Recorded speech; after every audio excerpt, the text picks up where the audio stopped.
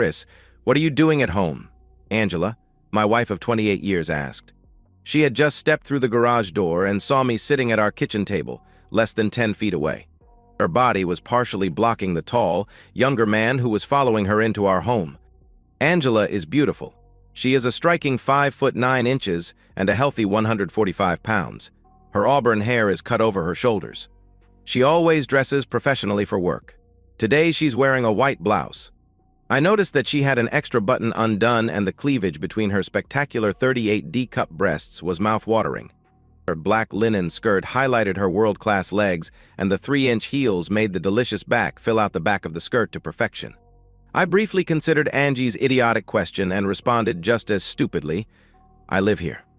The quick flash of irritation that had been increasingly prevalent over the last few weeks surfaced when she spit out, "Of course you live here. What I want to know is why you are home at 3:30 in the afternoon." I jokingly tell anyone who will listen that I had loved Angela since we first met. I had an appointment with 4 of the top people in her company, and Angela was their administrative assistant. She met me in the lobby and escorted me to the senior suite of offices for my meetings. 4 hours later, when she walked me back to the lobby, I took a chance and asked her out for dinner. The rest, as they say, is history. By now, Angie's gentleman friend had scooted around her and was standing at her side. I was half expecting him to smirk, but his very intelligent eyes were showing signs of concern. From the start, things weren't going as planned. "I guess I could ask you the same question, Angie. What are you doing home an hour and a half early?" Angela and I have been joined at the hip since our first date. I'm proud to say that I have devoted every ounce of energy to her and our family. I worked hard and built a small but very successful insurance brokerage firm. With the help of her employer, Angela went to college and in 6 years earned a bachelor degree. She moved from a support position and into human resources. Eventually, she headed HR in the company's Hartford, Connecticut office. I had loved Angela unconditionally for almost 3 decades. As I sat, looking at the monster she had become over the last number of weeks, I willed myself to be calm. I wanted to break her, just as effectively as she broke me, when I discovered she was a lying, cheating woman. When I gave Angie my signature crooked grin, she responded, "We came home early to talk with you." "We?" I asked, while looking Angie directly in the eye. Asswipe took the opportunity to introduce himself. He stepped forward, held out his hand, and confidently said, "Mr. Harrington, Chris, I'm Michael Browner. I'm the new attorney at Kellerman & Sons, and I've been working closely with Ang for the last couple of months." While continuing to stare Angie down, I ignored his offered hand. I clenched in the primal instinct to jump up, wrap my hands around his worthless neck and squeeze until his eyes popped from his skull. Instead, I growled, "I know exactly who and what you are." For the first time, I saw signs of concern in my wife, and then she cringed when I followed up with, "Ang? You threatened to cut the balls off the last person who called you Ang. Why are you putting up with such disrespect in your own home? From this pile of shit?" I was pointing toward Asswipe. Angie looked worried and confused. By habit, she is a very careful planner. I was certain that she and Asswipe had planned for every possible contingency for this talk. In her mind, every I was dotted and every T was crossed. I was already, in her mind, a compliant cuckold.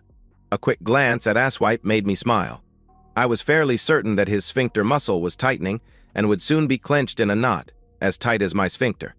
A shit show was coming, and it would be worlds different from anything that Angie and her boy toy could imagine. I took 2 or 3 deep cleansing breaths and tried to push the rage and disgust that had been growing into a quiet corner of my heart. Let's get on with this, I thought to myself. It's time to throw them off stride again. "Why don't I make 3 drinks?" I offered. "We can talk in the living room." "A glass of wine, please," was Angie's subdued request.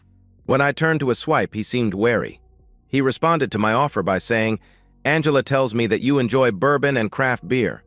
I nodded and told him I do, as I got up from the kitchen table and headed to the bar in our family room. As I left the room, I heard immediate and urgent whispering as they moved in the opposite direction, through the kitchen to the living room. A few minutes later, I met them in the living room. They were seated together on the sofa. I handed Angie a glass of her favorite Merlot and Asswipe a tulip glass full of amber ale. I took my 2 inches of bourbon and sat in the armchair across from them. After raising my glass in salute, I took a small sip of the burning liquid. After returning the toast, Asswipe took a sip of beer. He held the glass in front of him and seemed to study the color and carbonation. He commented, This is one of the most complex amber ales I've ever had. What is it? Pabst Blue Ribbon, I answered. Swipe's eyes flared with anger and Angie looked confused and offered, "You've said that Pabst Blue Ribbon is worse than donkey urine and the crappiest beer ever made." She was halfway through her comment when she saw me laughing. She exploded, "You're such an asshole. We came home to have a calm talk with you, and you've been nothing but rude and condescending." I smiled and questioned, "I'm an asshole, rude and condescending? I guess we really need to start your talk. I'm sure that I'm about to learn how to have a polite, uplifting, and loving conversation with my ever-faithful wife." Angie cringed and wasn't able to meet my eyes. Swipe took over and began, "Chris, we've come here to discuss." I interrupted and said to him, "You had it right the first time." "Excuse me," he looked confused, as Swipes often do. "When you first addressed me, you called me Mr. Harrington before presumptuously calling me Chris. I greatly prefer, in fact, I insist, that you call me Mr. Harrington." As his face started to turn red, I finished with a shrug and said, "Or sir." Instead of letting Asswipe continue, I turned to Angie and heatedly asked, "What do you want to talk about?" When Asswipe looked like he was going to respond, I said, "I'm talking to my wife. Just sit there, drink your complex amber donkey piss, and shut up." Angie was livid and exploded, "Your behavior this afternoon has been disgusting. I want it to stop now." I nodded and seemed to think about her request. I asked, "Do you think my behavior is better or worse than your behavior over the last 5 or 6 weeks?" "What are you talking about?" Angie was half confused and half worried. Swipe seemed to be holding his breath as he waited for my answer. I'll guess he was certain that their carefully crafted plan had gone off the tracks. Looking Angie straight in the eye, I told her, "I don't know what pisses me off more. The fact that you let him do things to you that belonged only to me, or the fact that you treat me like an idiot." The stunned look on Angela's face was priceless. Her eyes narrowed and in a hushed voice she asked the obvious, "It seems like I have more friends at your office than you do. I received an anonymous email from someone at Kellerman's 2 weeks ago. The email warned that you were having an affair and had 3 attachments that showed you on a picnic lunch at Middlewoods Park. The pictures were complete with hand-holding and kissing. I'm sorry that you had to find out that way." Angela was trying to decide how to continue when I jumped in and asked, "So you want a divorce?" "No," she slid to the edge of the couch, leaned forward, rested her elbows on her knees, and passionately said, "I love you and don't want a divorce. What Michael and I are having is a short-term fling. He's new to Connecticut and hasn't made many friends. Once he's settled, I'm sure he'll find a regular girlfriend. I'm sorry, but that doesn't work for me. I signed up for a monogamous relationship with a loving wife. Instead, I've found out that the woman I've devoted my life to is unfaithful and dumb. A divorce works much better for my future plans." Angela begged Chris, "Just stop. I don't want a divorce and I don't think you do either. This is a one-time fling and nothing more. I'm attracted to Michael and I wanted a little extra excitement in my life. It's never happened before, it will be over soon and will never happen again. I promise." I took a small sip of my bourbon and sat quietly for a few moments before responding. "First, your promises have no meaning. Everyone in this room knows you're a liar." Angela was about to erupt when I talked over her and said, "And second, why would I ever believe this is your first affair? For all I know, it's your 51st. Please, you need to stop and think. We've worked together to build our family, and now that Kelly is married and thinking about starting her own family, we can slow down and plan for a wonderful retirement in a few years. My fling with Michael will be long over and forgotten." I got up and, without asking if anyone wanted another drink, walked to the den and refilled my glass. I was confident that my poor manners were not lost on the 2 idiots in the living room. They were huddled together and whispering when I returned. "May I say a few things, Mr. Harrington?" Asswipe asked. "The floor is yours," I was my disgusted reply. He gathered his thoughts before saying, "Angela is right. Our relationship is just a short-term fling. I regret that I let a married woman into an affair. I've never done that before. But we hit it off. As you know, she is a spectacular woman. Your threat of divorce, while understandable in the heat of the moment, will prove unwise over the long term. You've invested decades together. Don't throw it away." Angela was initially worried that the prenuptial agreement her father had you both sign would cause her to lose many of her assets in a divorce, if we were caught. I can assure you, as a lawyer, that a nearly 30-year-old agreement can easily be overturned. Laws change. Legal wording becomes outdated. Any competent attorney will have the document laughed out of court. But even more important than that, you need ironclad proof of infidelity. Other than some mild, innocent public flirting that some of our associates may have seen, I'm confident you don't have the evidence necessary to enforce the agreement. I wondered, as he finished his brilliant legal summation, how my wife had become so stupid. Turning to Angela, I wondered, I can't understand why you would take legal advice from a corporate attorney who graduated in the bottom quarter of his class from Texas Southern University Law School. Texas Southern is ranked as one of the top 10 worst law schools in the country, year in and year out. How did you know? He asked. Swipe didn't finish as I answered. One of my many mottos is know thy enemy. I continued. As I turned my attention back to Angela, what's your plan moving forward, Angie? She took a few moments to think things through before she told me. Michael and I are going to spend the weekend together. I'll be staying at his apartment tonight, and in the morning we are leaving for New York City. We'll stay in the city tomorrow and Saturday night, and I'll be home on Sunday. Even though I knew their exact plans, the sheer audacity of my wife's statement tore my heart from my chest. I hoped she could see the crushing sadness in my eyes as I asked, so not only have you shared your body with this piece of crap, but you're also going to share our quarterly getaway weekend with him? We've gone to New York City 4 times a year, every year since we've been married. Memories of all the spectacular sights we've seen together. The award-winning Broadway plays, the concerts, and sporting events. You've smashed all of the thousands of heartwarming memories. I don't know what's happened to Angie, but you've become as big a pile of shit as this asshole. I was obviously indicating a swipe. Angela could tell I was devastated and responded accordingly. I didn't hear a single word she said, as the voices in my head were screaming, end it. End it now. Looking over at a very concerned swipe, I asked, is your wife okay with my wife? Christopher. Stop. Michael is a widower. His wife died several years ago. He would never cheat on his wife, she answered. Even asswipe had the decency to cringe at my wife's last statement. I smirked and said to Angela, unlike you.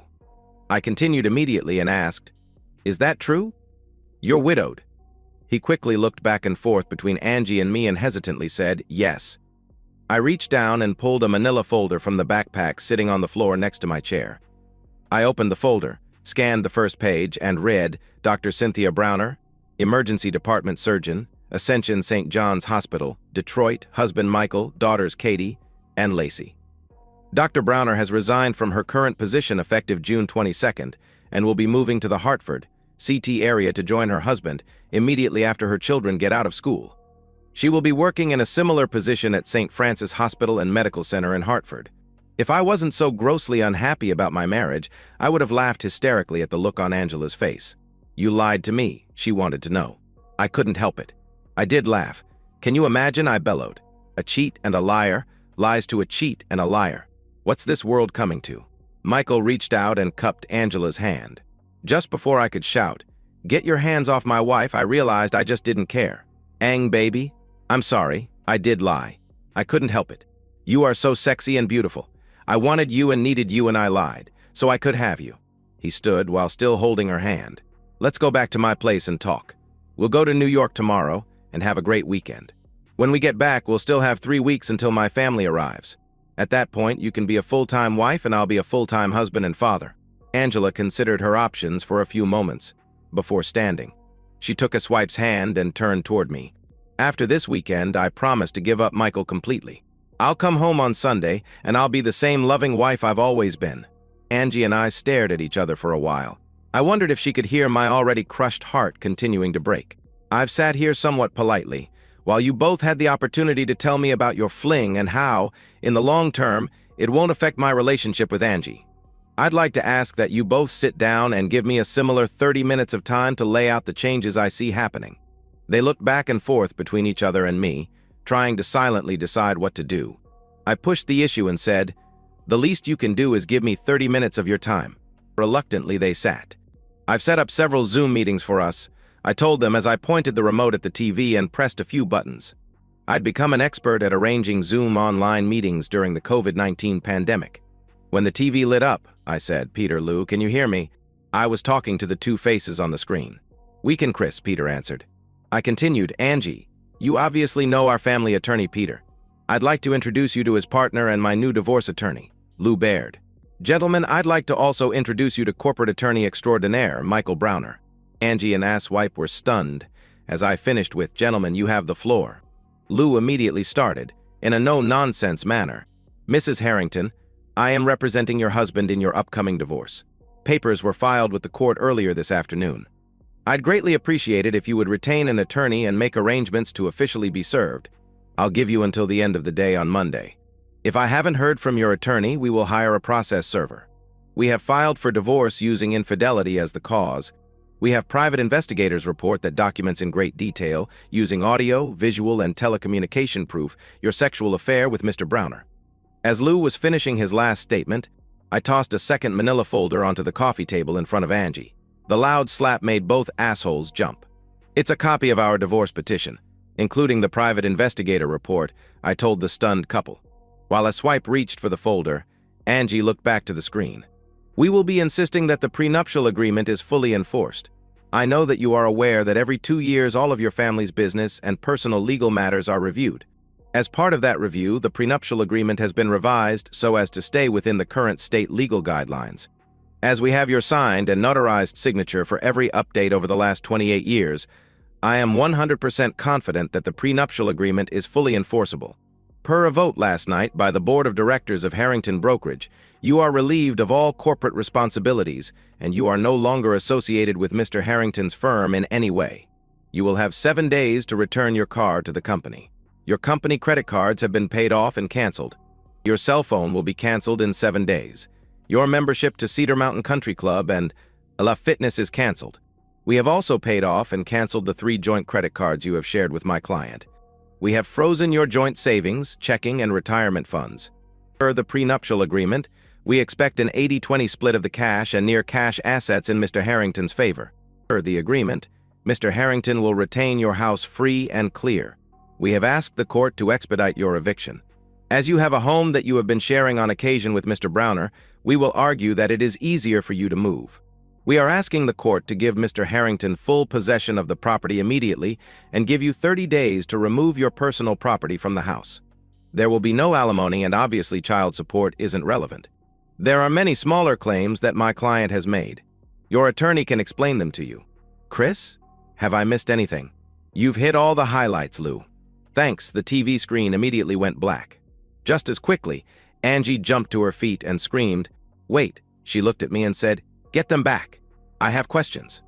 I laughed and said, "That's not how it works, Angie. You'll need to hire your own lawyer to get your answers." "You motherfucker," Angie growled. "I'm going to fucking destroy you." With a smirk, I looked at her partner in crime and asked, "Hey, Asswipe, what does your near-genius legal mind tell you is on this woman destroying me in the divorce?" His silence had Angela sink back into the couch and curl around herself. I'll guess my smile was ear to ear. I simply held up the TV remote and waved it at her before pointing it at the TV. As the second Zoom meeting started, I said, "Jake, can you hear me?" "Hi, Chris. I've got a conference call that I need to jump on, so this will be quick." "Browner, you are fired effective immediately. Your personal items are being removed from your office and will be in a box in the lobby. If they aren't claimed within 24 hours, they will be thrown out. You will not be receiving a recommendation." Angela, I could hear her boss slow down and sigh. I looked over at Angie and saw her shaking. She was scared to death. "I can't tell you how disappointed I am. Your behavior as a senior member of my staff is inexcusable. That being said, 29 years of exemplary service must be taken into account. Your position in Hartford has been eliminated. I'm offering you the same position at our facility in Albany, New York. You have a week to decide if you'll take the transfer and 30 days to move to Albany." The screen went blank again as Angie cried into her hands and Asswipe slouched back into the couch. I was purposely smirking at Asswipe. When he saw me, his rage started to build. He was younger, bigger, and I'll guess stronger. Unfortunately for him, he was as stupid as a bag of rocks. As Asswipe was ready to explode, I once again waved the remote, pointed it toward the TV, and pressed a button. The screen lit up and I asked, "Dr. Browner, can you hear me?"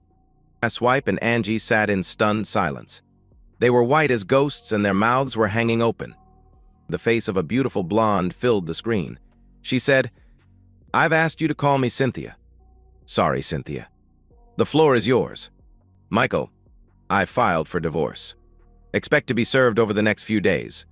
The kids and I will remain in Michigan. I've been able to keep my current position at the hospital. A swipe begged, Cynthia, please. We can work this out. It was just a fling. The face on the screen looked disgusted. I've been doing some checking since Chris contacted me. This is the third job you have lost because you could not resist the lust and desire of other women. After I received the private investigator's report, I contacted him and asked him to continue the excavation. Everyone was staring intently at the screen when Cynthia continued, Miss Harrington, do you know Alice Packer? Joy Likely? Tori Jones? Candy Phillips? When Angie didn't answer, Cynthia laughed and said, I really don't expect an answer. The question was rhetorical. I know they are all associates of yours. Did you know Michael had flings with each of them? Can you imagine? You were just one of his many flings. Tell me where to send your crap, Michael. You're not welcome at my house. When the screen faded to black again, a swipe yelled, I'm going to kill you, asshole. He struggled to his feet as I slipped my Colt .45 from between the chair cushion and pointed the monster at him. A swipe looked like he was going to vomit, which was exactly the look I wanted. You've got two choices, asswipe. You can leave, or you can sit down and shut the fuck up. I don't care what you do, but if you come at me, I'm going to shoot your left ball off. I'm not sure if I was completely happy that he sat back down, but was grateful that I'd be able to have my last planned Zoom meeting. I looked over at Angie. She was pale, her cheeks were streaked with tears, and mascara was smudged around her eyes. She looked awful. I've been seeing a counselor for the last 2 weeks. Angie groaned and cried into her hands. It's kind of ironic. You cheat, lie, and betray me with this guy, and yet I'm the one who needs a mental health expert. I laughed and said, how messed up is that? A few moments later, I told Angela. After I told Dr. Waters our story, she asked me a question that's helped me a great deal. She asked, do you understand the old saying, love is blind? When she asked the question, it was like a light going on in a dark room. I loved you so much that I would have never known you were a cheating woman, if not for the anonymous email. My love was so strong that it overlooked your warts. Hell, in my eyes, you didn't have warts. I hope you know you'll never find anyone who will love you as much as I did. Angie continued to cry and rock back and forth on the couch. I'm going to continue seeing Dr. Waters. I think it's important to have someone to trust with your innermost thoughts and feelings, especially after such a devastating event. I would have never imagined it was possible for someone I loved so much could humiliate and disrespect me to such a degree. But the good news is, I'll get over the hurt and humiliation, just like I will get over you. I told Dr. Waters about my plan for today. She isn't a big fan of revenge, but thought the first 3 Zoom meetings were okay. She thought that you deserved some payback. She did try to talk me out of our next Zoom meeting. She thought that the pain it would cause me might take me back a few steps in my personal recovery. I've thought about it and will admit that Dr. Wilson is probably right. The next Zoom meeting is going to do me more harm than good. But I don't care. This next meeting will hurt me, but it will cripple you. As I held up the remote for the 4th time and waved it at Angie, she shrunk back into the couch in a panic. I pointed it at the TV and pushed the button. All eyes were riveted to the screen, and when the face appeared, Angie groaned, "Oh no. Oh no. Please God, oh no." "I love you, Daddy," said my daughter Kelly. "I love you too, sweetheart." "Why?" Angie shrieked. "How could you possibly be this awful to me?" "I heard it all, Mom. I've heard every word you and your asshole boyfriend have said over the last hour. I've heard what you've done and what you plan to do. You disgust me, Mom." "Sweetheart, please. This is a very complicated situation. You're too young to understand." It took Angela's breath away when Kelly responded, "Fuck you, Mom. I'm 26 years old, a happily married woman. Your situation isn't complicated. It's grotesque on one hand and pitiful on the other. I don't know what's changed, but you are selfish and totally self-absorbed." Angela was breathing deeply as she begged Kelly, "Baby, I've been so lonely since you moved away. It was like I was living in a fog. I missed you so much." Kelly's face on the screen looked perplexed. "So what you're saying, Mom, is that it's my fault you've become a liar, cheat, and unfaithful, crushed dad, and are going to get divorced?" "No, that's not what I'm saying, and you know it. It doesn't matter, Mom. I think we all need a break from you." "Kelly," Angela shouted, "I'll come to Boston this weekend and we can talk. I'm so sorry this has happened. I need to be with my baby girl." "That's not going to work, Mom, for 2 reasons. First, you'll be in New York, being intimate with your worthless, unemployed, newly divorced boyfriend. I'm not going to New York, Angela insisted. And second, Scott and I have planned a small private celebration for our closest family and friends. We've rented a venue closer to Cape Cod. Baby? Oh, baby. What are you celebrating? Since you aren't invited, I'll tell you. I'm 3 months pregnant and will be having a baby girl in February. Kellyanne. I'm your mother and I insist that you invite me. That's not going to happen, Mom. I want my special party to be filled with love and happiness and not the lying, cheating, and disrespect that is consuming so much of your current life. Goodbye, Mom. For the 4th time, the screen went blank. As Angela sat and cried, I got to my feet and tucked my pistol into the back of my pants. I'm going out for dinner and will be back in 2 hours.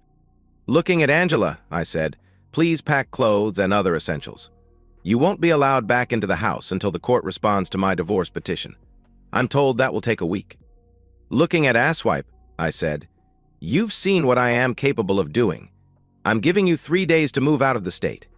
If you are still here on Monday, I'll have you crippled in a much more literal sense. After pulling open the front door, I looked back at the utterly defeated cheaters and said, enjoy your weekend in New York. It's supposed to be beautiful both days. And that's the end of today's story. If you enjoyed it, please give this video a thumbs up and drop a comment below. Your support helps the algorithm push my content further. If you're new to the channel, don't forget to hit that subscribe button. It really helps me keep creating more stories for you. Thanks for watching, and I'll see you in the next one.